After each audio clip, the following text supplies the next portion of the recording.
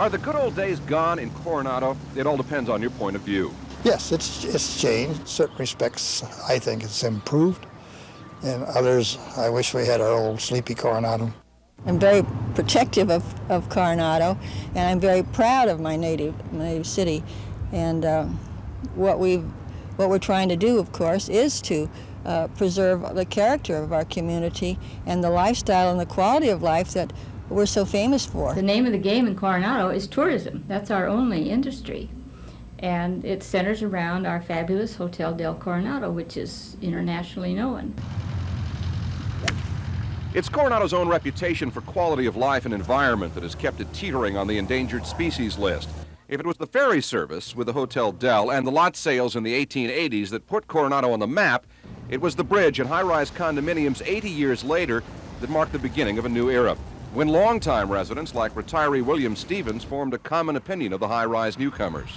They're not really residents of Coronado in many respects, although I have classmates over there, retired, who are residents and have been for years, but there's a great number of them that really of a transient nature. I do everything I can to preserve it and protect it by actually going to City Hall and the Planning Commission and keeping track of the agenda and seeing what's going on so that changes won't be too drastic and we will keep our quality of life. I think that's important before it's too late.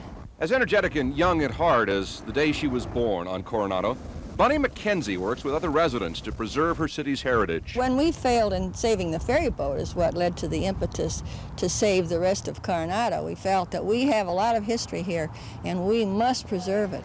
Preserving history is not easy. Grand old mansions, though they lend Coronado much of its charm, may continue to fall. Victims of rising land values. Ideas of turning them into bed and breakfast inns may be their last hope. They're not making any more land, and therefore people are going to bid up to live here.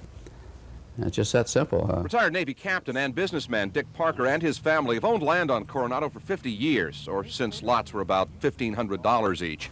As a businessman, resident, and former city councilman in Coronado, he reflects an attitude more accommodating to the pressures of growth. I've always been for sort of a planned progress, because I know it has to come. People are coming here, and I don't think we can shut them out.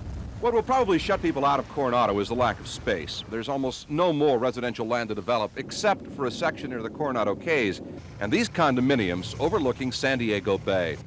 At almost $250,000 and up, condos at the Landing represent not only the high cost of land on Coronado, but the influence of a protective community on new development. There was a great apprehension on behalf of the community to recreating any high-rise type structures in an area that is very low profile and fairly low density. As head of Watt Industries in San Diego, Joe Davis says the design of the Landing was heavily influenced by the community, ranging from the Hotel Del-like facade to the public park and view corridor at the end of the city's main thoroughfare. It was our objective to maximize the recognition of views both for the public and for the private aspects of the project, and the design was specifically intended to address those issues.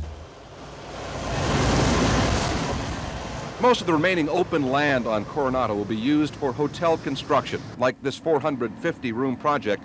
It is underway next to the Cays housing area, and the 300-room hotel with 11-acre park to be built at the foot of the Coronado Bridge. Both hotels will add significantly to the city's much-needed tourist revenues. The taxes generated by tourism are better than 50% of our total general fund here, and that's quite a chunk of money. From her office as head of the Coronado Chamber of Commerce, Mary Kay Forsyth works to cultivate the city's tourist economy, something she says Coronado couldn't live without.